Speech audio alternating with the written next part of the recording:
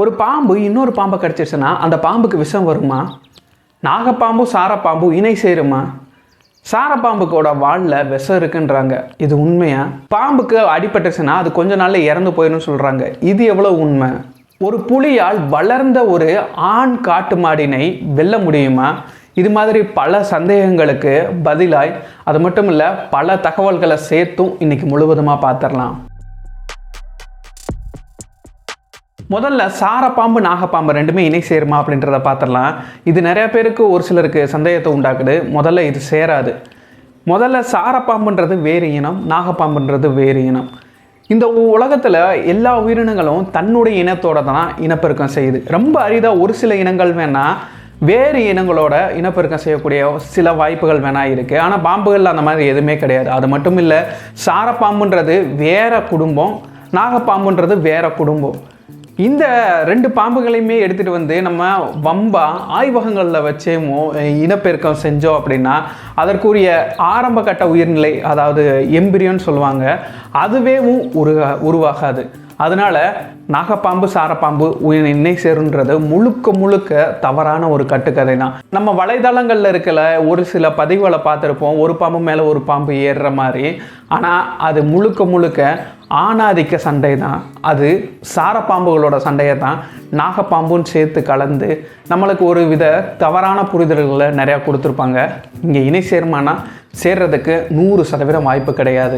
சாரப்பாம்பின் வாலில் விஷம் இருக்கா அப்படின்னு சொல்லி கேட்டிருக்காங்க. முதல்ல இந்த உலகத்தில் 3900க்கும் அதிகமான பாம்பு இனங்கள் இருக்குது. அதில் விஷப்பாம்புகள்னு எடுத்துக்கிட்டோம்னா 600 அளவுக்கு இருக்குது. ஆனால் எந்த ஒரு பாம்புக்குமே வாலில் விஷம் கிடையாது. குறிப்பாக நம்ம ரேட்டில் ஸ்னேக், இந்த பாம்பு அதனுடைய வால் பகுதியின் மூலமாக சத்தம் எழுப்பி அதை ஒரு பயமுறுத்தக்கூடிய ஒரு வகையில் இருக்குது. அந்த பாம்பு கூட வாலில் விஷம் இருக்கிறது கிடையாது. அது சும்மா ஒரு பயமுறுத்துறதுக்காக மட்டும்தான். ஆக இந்த கதையும் முழுக்க முழுக்க கட்டுக்கதை தான்.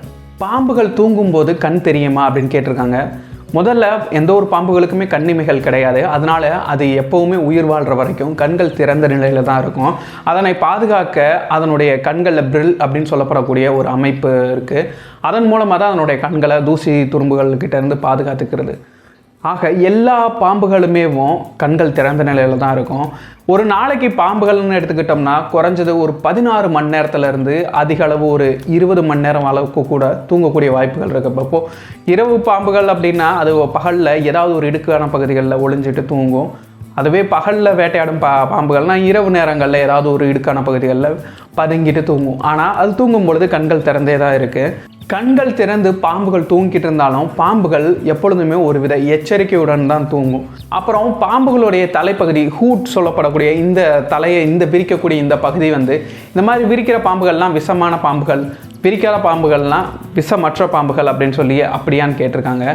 இதுவுமே முழுக்க முழுக்க ஒரு தவறான கருத்து. ஏன் அப்படின்னா தலை விரிக்காத நம்ம பல பாம்புகள் இருக்குது. நம்ம உதாரணத்துக்கு சொல்லணும்னா கட்டுவரியன் கூட அதனுடைய தலை விரிக்கிறதே இல்லை. ஆனால் கொடிய விஷமுடையது நம்ம கட்டுவரியன். சரி, இப்போது இந்த தலை விரிக்கக்கூடிய நஞ்சு இல்லாத பாம்புகளும் இருக்க தான் செய்யுது. ஹோக்னோ ஸ்னேக்கு, அப்புறம் ஹூடட் மால்போன் அப்படின்னு சொல்லப்படக்கூடிய இந்த வகை பாம்புகள் எல்லாமே சிறிதளவு அதனுடைய ஹூட் பகுதியை கொஞ்சம் விரித்து பயமுறுத்தக்கூடிய வகையில் தான் இருக்குது. ஆனால் இதற்கு நஞ்சு இல்லையா அப்படின்னு கேட்டால் சிறிதளவு நஞ்சு மட்டும் இருக்குது. அதனுடைய இரையை வேட்டையாடும் இந்த தவளை, இந்த எலிகளை இதை மட்டும் முடக்கிற அளவுக்கு விஷம் இருக்குது. மனிதர்களுக்கு எந்த ஒரு ஆபத்துமே கிடையாது. அதனால் இந்த மாதிரி தலைப்பகுதி விரிக்கும் பாம்புகள்லாம் எல்லாமே நஞ்சுள்ள பாம்புகள்னு சொல்கிறதும் தப்பு. பிரிக்காத பாம்புகள் எல்லாமே நஞ்சற்ற பாம்புகள் அப்படின்னு சொல்கிறதுமே தப்பு. ஒரு பாம்பு இன்னொரு பாம்பை கடிச்சிருச்சுன்னா அந்த பாம்பிற்கு விஷம் தாக்குமா அப்படின்னு சொல்லி கேட்டிருக்காங்க. முதல்ல பார்த்தோம்னா நிச்சயமாக தாக்கத்தான் செய்யும். இப்போது உதாரணத்துக்கு நம்ம ராஜநாகத்தை எடுத்துக்குப்போம். ராஜநாகம் இப்போது நம்ம கட்டுவரியன் அப்புறம் நாகப்பாம்பு இது எல்லாத்தையுமே வேட்டையாடி சாப்பிடக்கூடியது. இதை வேட்டையாடும் பொழுது தவறுதலாக அந்த பாம்புகள் கடிச்சிருச்சுன்னா நம்ம ராஜநாகத்துக்கு என்ன ஆகும் அப்படின்னா, இந்த ராஜநாகத்துக்கு நியூரோடாக்சின், கட்டுவரியன் கடிச்சிருந்துச்சுன்னா கட்டுவரியனுக்குமே நியூரோடாக்சின். அப்போ ஒரே விஷ வகை இருந்துச்சுன்னா அதனை எதிர்க்கக்கூடிய ஓரளவு எதிர்ப்பு சக்தி அந்த பாம்புகளுக்கு இருக்க தான் செய்யும். ஆனால் இதுவே நம்ம ராஜநாகத்துக்கு கண்ணாடி வரியன் எடுத்துப்போம். அந்த கண்ணாடி வரியன் வேட்டையாடும் போது தவறுதலாக இதை கடிச்சிருச்சுன்னா ராஜநாகத்துக்கு நிச்சயமாக வேறு வகை விஷம் உள்ளே செலுத்தப்படும்.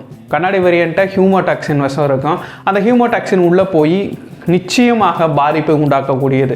ஆனாலும் ராஜநாகம் முழுக்க முழுக்க ஒரு பாம்பு வேட்டையாடி, அதனால் அதற்கு பாம்புகளின் நுணுக்கங்கள், வேட்டையாடுறதுல எப்படியெல்லாம் நுணுக்கங்கள் இருக்குன்னு அதெல்லாம் கற்றுக்கிட்டு கரெக்டாக வேட்டையாடிடும், எந்த ஒரு பிசிறு தட்டாமல். அப்புறம் பாம்புகள் உடம்புல காயங்கள் பட்டுச்சுன்னா பாம்புகள் இறந்து போயிருமா அப்படின்னு கேட்டிருக்காங்க. நிச்சயமாக இது காயத்தை பொறுத்தது. அதாவது பாம்புகளுக்கு சிறு காயங்கள் ஏற்பட்டாலே இறந்து போகும் அப்படின்றது மூட நம்பிக்கை. ஏன்னா பாம்புகள் நோய் எதிர்ப்பு சக்தி உள்ளதான். இப்போது பாலூட்டிகள்லாம் எடுத்துக்கிட்டோம்னா பாலூட்டிகளுக்கு அதிகமான நோய் எதிர்ப்பு திறன் இருக்கும். பாம்பு இந்த ஊர்வன வகைகளுக்கு குறைவான நோய் எதிர்ப்பு திறன் தான் இருக்கும், மெதுவாக செயல்படும். ஆனாலும் சின்ன சின்ன காயங்களுக்கெல்லாம் பாம்புகள் தப்பிச்சிடும். ஆனால் இதுவே அந்த காயமானது உடல் உள்ளுறுப்புகளில் சேதம் ஏற்படுத்திடுச்சுனாலோ இல்லை அதனுடைய எலும்பு பகுதிகளில் சேதம் ஏற்படுத்திடுச்சுன்னா, அது மட்டும் இல்லாமல் தலைப்பகுதியில் ஏதாவது அடி வாங்கிடுச்சு அப்படின்னா, இந்த மாதிரி பிரச்சனைகள் இருந்துச்சுன்னா பாம்புகள் சில நாட்களில் இறக்கக்கூடிய வாய்ப்புகள் இருக்கத்தான் செய்யுது. நம்ம சில நாட்களுக்கு முன்னாடி முயல்களை பற்றி, காட்டில் வாழக்கூடிய முயல்களை பற்றி பதிவு போட்டிருந்தோம். அந்த பதிவில் நிறைய கருத்துக்கள் தெரிவிச்சிருந்தாங்க. நீங்கள் சொல்கிறது முழுக்க தப்பு அப்படின்னு சொல்லி நிறைய பதிவுகள் சொல்லியிருந்தாங்க. அதில் குறிப்பாக நான் சொல்லியிருந்தது, முயல்கள் எல்லாமே பிறக்கும் பொழுது ரோமங்கள் இல்லாமல் கண்கள் தெரியாமல் அதே நிலையில் தான் இருக்கும். அதுவும் 4க்கு மேற்பட்ட முயல் குட்டிகள் குட்டியிடும் அப்படின்னு சொல்லியிருந்தோம். ஆனால் இது முழுக்க ஒரு தவறான கருத்து. முயல்கள் ஒரு 2-3 குட்டி தான் போடும். அதுவும் பிறக்கும் பொழுதே ரோமங்களோட கண்கள் தெரிகிற நிலையில் தான் இருக்கும் அப்படின்னு சொல்லி நிறைய பேர் கருத்து தெரிவிச்சிருந்தாங்க. முதல்ல அதுக்கு ஒரு சின்ன விளக்கமும் கொடுத்துருந்தேன். ஆனாலும் நிறைய பேர் இந்த கருத்துக்களில் நிறைய வேண்டாத வார்த்தைகளை பயன்படுத்தி இந்த மாதிரி நிறையா பதிவிட்டிருந்தாங்க. ஆனால் ஒன்று புரிஞ்சுக்கணும், நான் முழுக்க பதிவிட்டது காட்டில் வாழக்கூடிய முயல்களை பற்றி தான். ஆனால் நம்ம நாட்டில், இந்தியாவில் காட்டில் வாழக்கூடிய முயல்கள் இல்லவே இல்லை. காட்டில் நம்ம பார்க்குறது எல்லாமே குழி முயல்கள். இது முயல்கள் கிடையாது. முயல்கள்ன்றது வேறு இனம். நம்ம காட்டில் பார்க்கக்கூடிய எல்லாமே குழி முயல்கள் தான் நம்ம பார்க்குறோம். இந்த குழி முயல்கள் தான் பிறக்கும் பொழுது 2 குட்டி இந்த அளவுக்கு தான் போடும். பிறக்கும் பொழுதே ரோமங்களோட அந்த குட்டிகள் பிறக்கும் பொழுதேவும் தப்பிச்சு ஓடக்கூடிய ஒரு அமைப்போட பிறக்கும். அப்புறம் இதே மாதிரி இன்னொரு பதிவு இருக்குது. அதாவது நான் இந்திய காட்டு மாடுகள், இந்தியன் கார், அதை பற்றி பதிவு போட்டிருந்தேன். அதில் ஒரு வளர்ந்த ஒரு ஆண் இந்தியன் காரை புலியினால் வெல்ல முடியாது அப்படின்னு சொல்லி போட்டிருந்தேன்.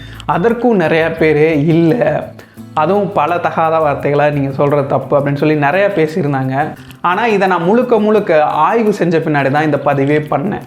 என்ன அப்படின்னா, ஒரு வளர்ந்த ஆண் இந்தியன்காரை புலிகள்னால வேட்டையாடுறதுன்றது தரவுகளே கிடையாது.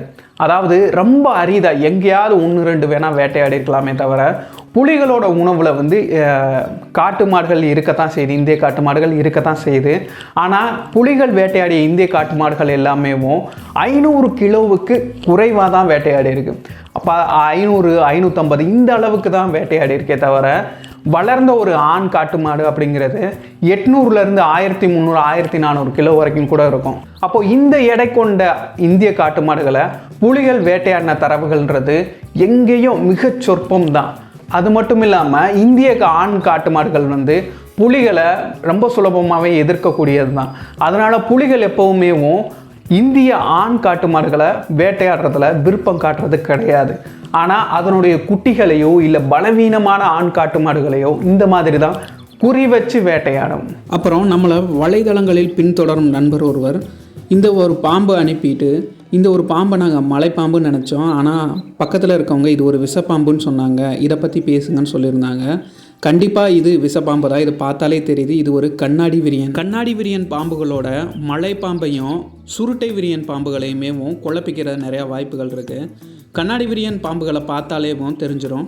நல்லா பார்க்குறதுக்கு மலைப்பாம்புகளோட குட்டிகள் மாதிரி தான் இருக்கும். கண்ணாடி விரியன் 5 அடி வரைக்குமே வளரும். இதனுடைய உடம்புல நீள்வட்ட பட்டைகள் அதிகமாக இருக்கும். இதை பார்க்கும் பொழுதே தெரியும். அதுவும் இது சுருண்டு இருந்து நம்மளை எச்சரிக்கும். கொடிய விஷமுடைய பாம்புகளில் இந்த கண்ணாடி விரியனும் ஒன்று. மலைப்பாம்புகள் நினச்சிக்கிட்டு நிறைய பேர் இதை தவறுதலாக இது கூட விளாடுறாங்க. ஆனால் எந்த பாம்புனாலும் சரி, பாம்புகள் பக்கத்தில் போகிறது நம்மளுக்கும் ஆபத்து, நம்ம பக்கத்தில் போகிறனால பாம்புகளுக்குமே ஆபத்து. சரி, இது மாதிரி உங்களுக்கு இன்னும் வேறு ஏதாவது கேள்விகள் இருந்துச்சுன்னா கண்டிப்பாக கேளுங்க. நேரடியாக பதில் சொல்ல முடியாட்டும் இது மாதிரி பதிவுகளில் அதற்கான பதிலை நான் கண்டிப்பாக கொடுக்குறேன். அடுத்த ஒரு பதிவில் பார்க்கலாம்.